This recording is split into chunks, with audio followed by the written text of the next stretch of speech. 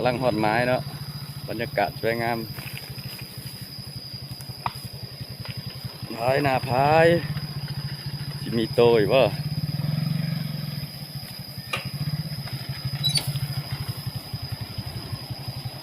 ถ้าหับชมผลงานบรรยากาศบรรยากา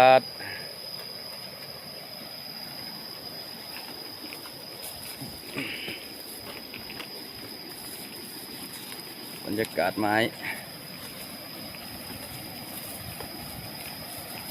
เป็นตาสิมีไส้อยู่ช่วงนี้น้ำกำลังลง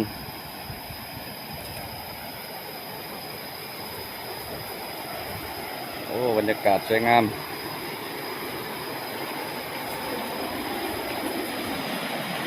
ล่องลินหน้าพายเลยเนาะบรรยากาศ